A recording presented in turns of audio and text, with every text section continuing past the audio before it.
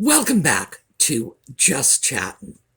And this is the series of videos we do on Thursday and Sunday evenings just for our own amusement. So when we were together last time, that was last Thursday, we took a look at the Bot Sentinel report. Now, Bot Sentinel is a private data analysis company.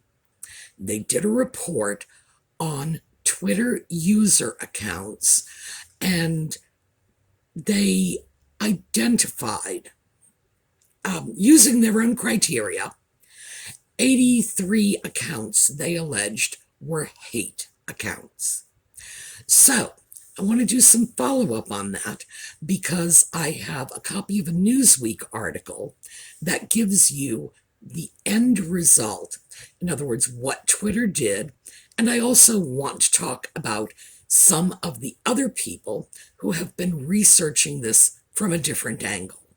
So when we come back.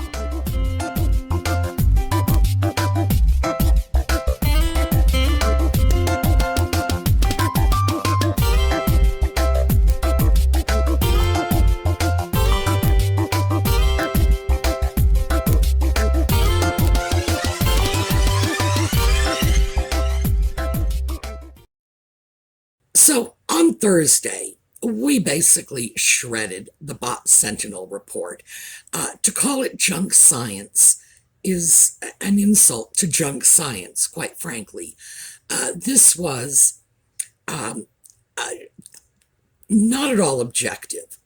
No methodology, personal interpretations, and there was a graph in there that looked like a Jackson Pollock painting, and there was absolutely no indication of what any of it meant. I suppose they were attempting to impress people with a Jackson Pollock imitation. I can't even imagine why they would bother to throw that in the first place. But what Bot Sentinel claimed to have done was an independent investigation of 83 Twitter accounts that they claimed were responsible for 70% of the 114,000 negative tweets that they found involving Nutmeg. So we took a look at this, what percentage this was of overall tweets for the past year, what percentage it was of overall Twitter accounts, and the most obvious conclusion that hits you when you look at the numbers is, so what? Because we were talking about infinitesimal fractions of percents in the 100,000ths of a percent. To say small, no, microscopic. Well, Newsweek has an article out, and I've got full text in the notes, so if you want to read it yourself, also there's a link, because when I give you information, I want you to be able to verify it. But the article's short, so I thought I would save you some trouble and read it to you. It is entitled, Meghan Markle Troll Accounts Show, quote, No Evidence of Widespread Coordination. Twitter. Meghan Markle troll accounts that filled Twitter with thousands of hateful posts were mainly held by real people, not bots, the social media giant has said. Twitter has deactivated just 4 out of the 55 accounts that data analysis company Bot Sentinel said were set up purely to abuse the Duchess of Sussex. The company identified a further 28 that served to amplify the messages of the main accounts in what it described as a hate network. The company's research was based on an analysis of 114,000 posts and suggested the 83 accounts produced 70% of the hostile messages about Meghan. Twitter spokesperson said, "Our teams are reviewing the accounts referenced in this report and have taken enforcement action, when appropriate, against accounts and content that violates the Twitter rules, including potential violations of our hateful conduct policy and our coordinated harmful activity policy." Of the 50-plus accounts referenced in the report, our team took action on 4 accounts for violation of our platform manipulation and spam policy, meaning that many of these accounts are in fact run by unique individuals. At this time, there's no evidence of widespread coordination, the use of multiple accounts by single people, or other platform manipulation tactics. That's a quote from Twitter. Twitter suggested the term bot is frequently misused, including to refer to accounts that people disagree with. However, a message containing a veiled death threat was among posts by the accounts chronicled in Bot Sentinel's report. One tweet found by Buzzfeed News read, "Meghan Markle already thinks she is the Anne Boleyn of the 21st century. Let's make her dream come true." Anne Boleyn was the second wife of Henry VIII and was beheaded in 1536 at the Tower of London. They got that right. Bot Sentinel's Christopher Boozy also uncovered posts calling Meghan a lunatic broad and peddling conspiracy theories, including that the Duchess faked her pregnancy.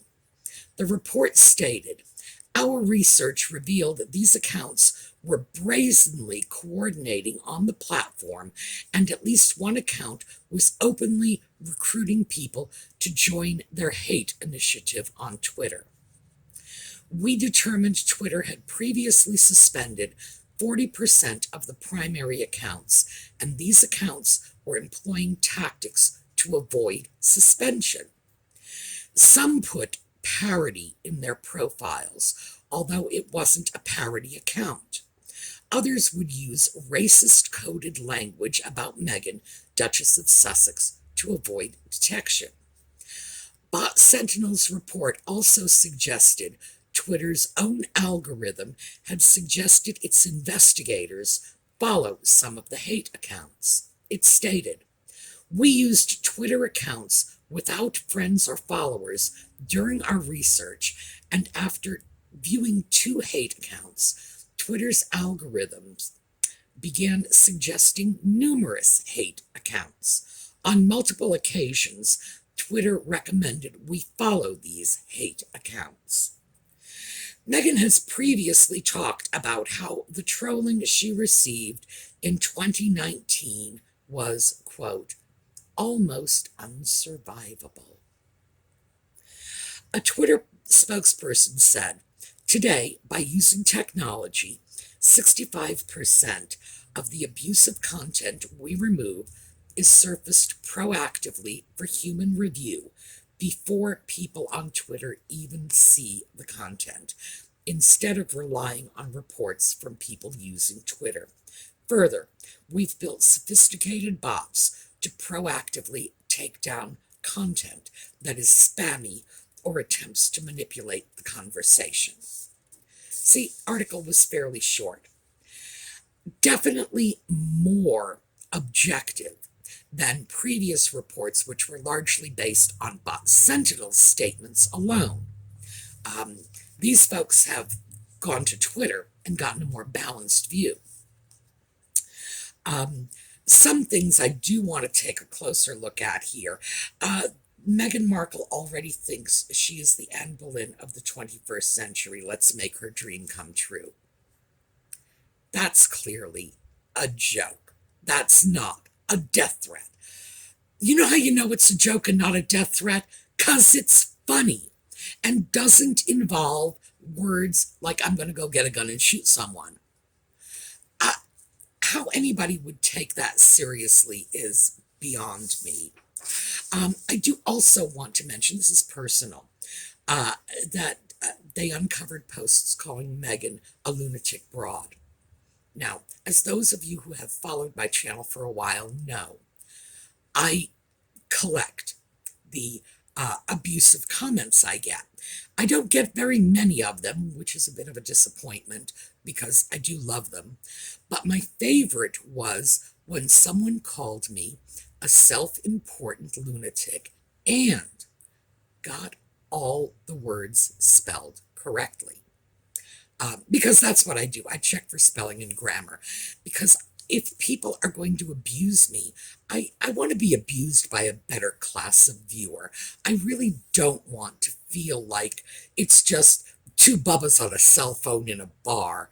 I would prefer to think I am being abused on academic campuses. Something like that makes me feel better.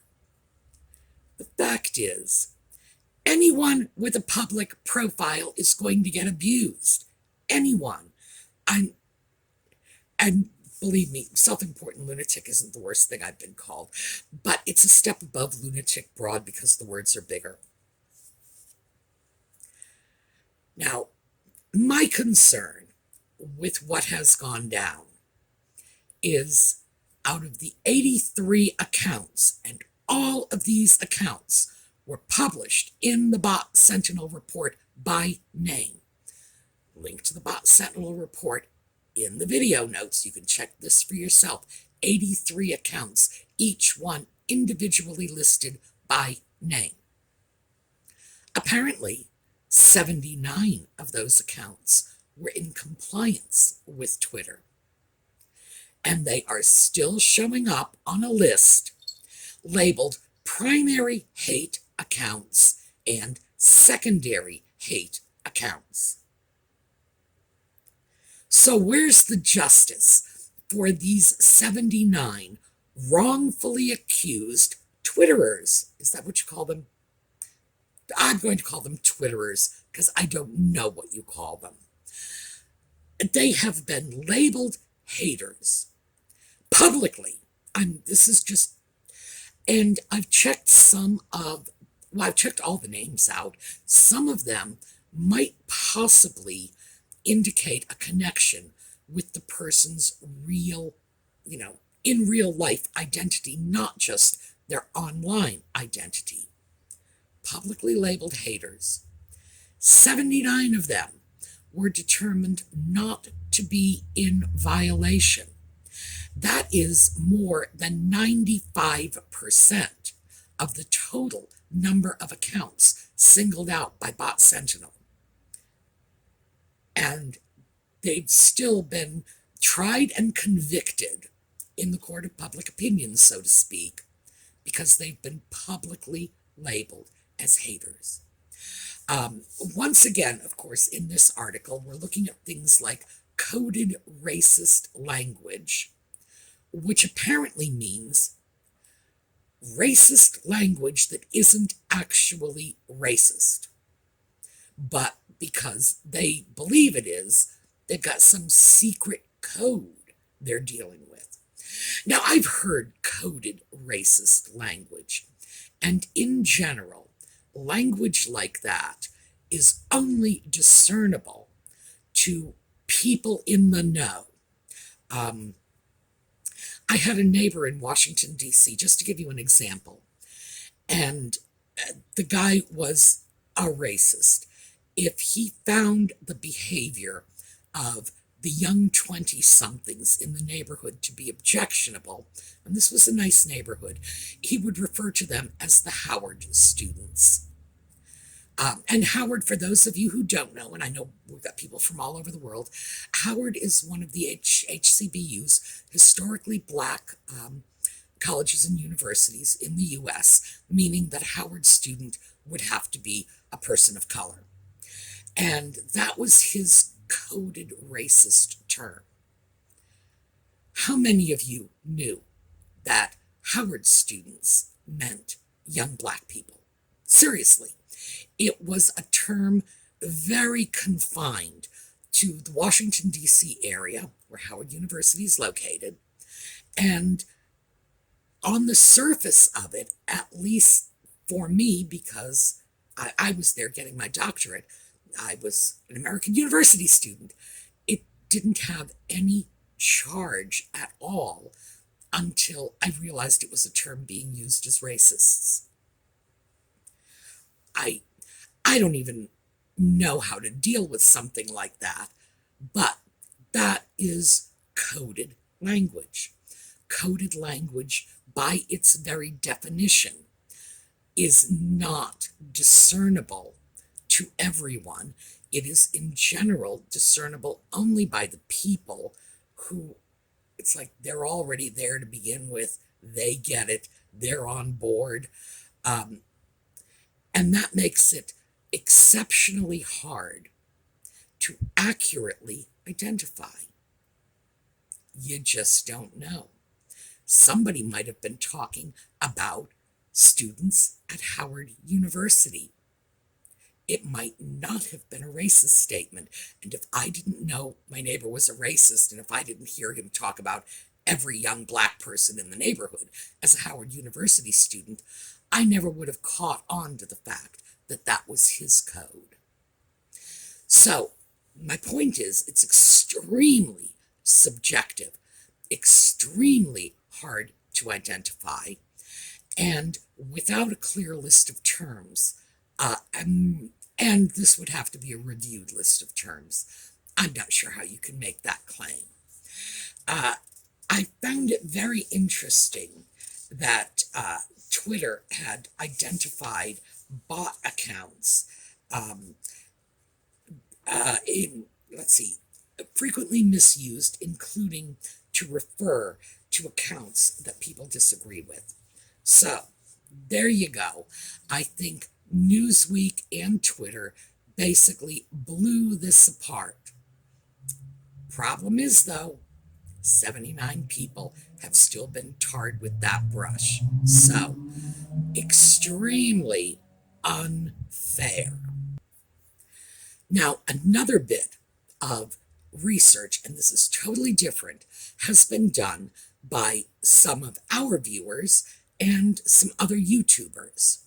So, I'm going to give you a link to one of those channels. This is the channel that a viewer sent me a link to. Bot Sentinel, when I was looking at their report, my big question was, who funded this report? What prompted this? What was the impetus behind it? And people have been looking at this from the other point of view. These are Twitter users. These are social media people. And as you know, I'm not a social media person.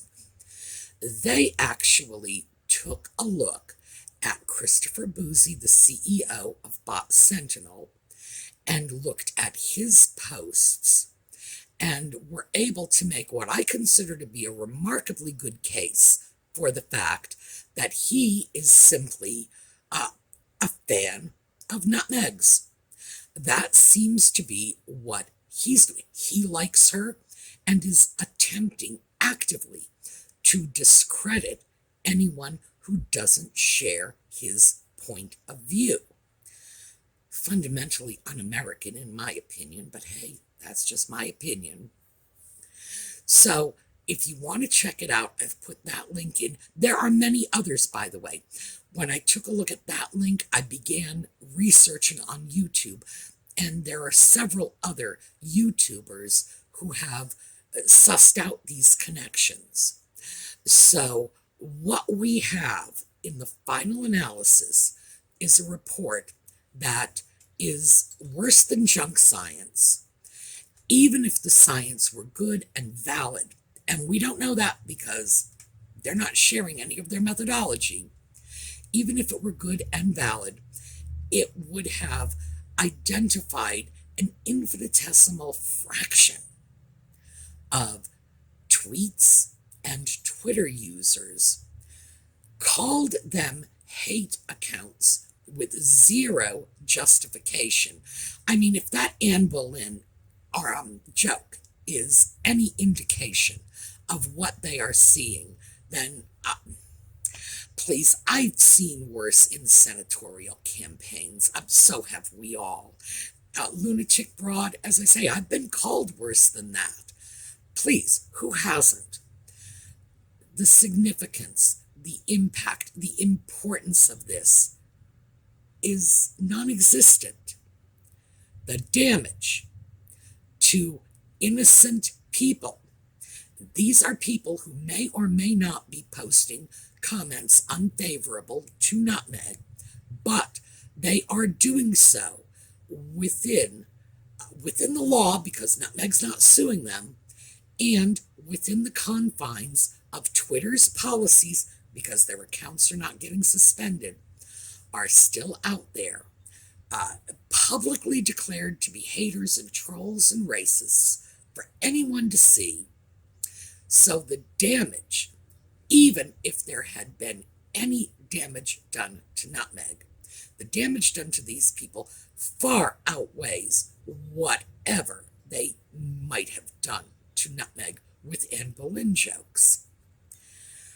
Ultimately, what this is telling me is that Bot Sentinel, claiming that there was a coordinated conspiracy to target Nutmeg, is in effect using what psychologists call transference. They are in a coordinated effort to shut down anyone who has an unfavorable opinion of their beloved Nutmeg. They are the ones that are coordinating these attacks. The inference, and let me get you this, because this was a statement made by Bot Sentinel, and I saw it in one of the original articles I read, but I didn't ascribe any particular significance until after I saw some of these YouTube videos showing that Boozy is a supporter of Nutmeg's. Boozy said that although he was aware of the campaign against Meghan before this report, the impetus for the investigation came after he shared a positive tweet about the Sussexes that resulted in him personally receiving hateful messages from anti-Meghan accounts. Now, of course, my primary reason for not ascribing too much importance to that is I have a feeling if you say hello to this guy, he's going to call it a hateful message. So I didn't pay that much attention. In retrospect, after I saw the videos, I did go back and take a look at that. And yes, apparently he has a Twitter account, and he tweets in favor of Nutmeg. He's one of her fans, one of her megamaniacs. Oh, by the way, that is my own term, but megamaniac is one I like a little better than Sugars or Sussex Squad, because I think these people are dangerous. Based on what they have done to 79 innocent people, I have no problem using a disparaging term about these people. No, they're not sugars. They're megamaniacs. The idea that these people can be so hurtful, so potentially damaging to people for no better reason than that they do not agree with them is very disturbing. So, what do we take away from this? The report is junk science. Twitter has not responded in the way Bot Sentinel would have liked. Turns out that fewer than what was it? Less than 5% of the 83 accounts were actually closed. What was the percentage exactly? It was like 4.82% of the accounts cited were closed, meaning that 95.12% 98% were in full compliance, and they're publicly being abused by Boosie, his bad report, his team, because they are determined to shut down any criticism of Nutmeg and stifle open debate. This is a problem for me. All right, that's pretty much what we have. Since today is Halloween, we are going to finish up with a special little Halloween slideshow. This one came from Colleen from the Sue Me Angels page. And Colleen sent pictures of a trunk or treat candy giveaway that she does this. She loads up her car with candy and goes to parking lots and gives it away to kids, bless her heart.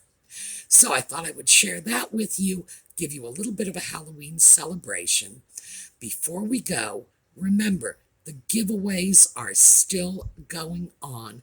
Check in with the Sue Me's Angels Facebook page. Sign up for the giveaways. We want to spread some holiday joy, but in order to do this, we need you to enter the contests. All right, have a terrific day.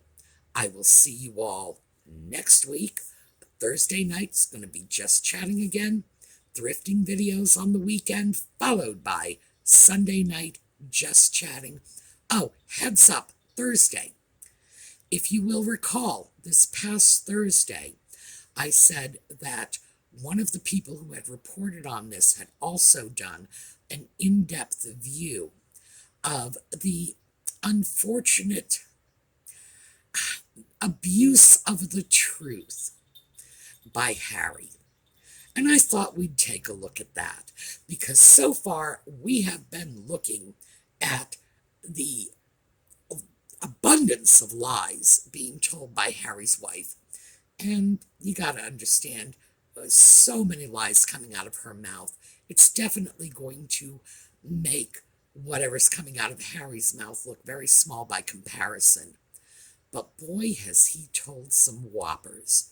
And we're going to take a look at that, because when he starts lying, it starts to cut into her credibility too. So, we will see you next.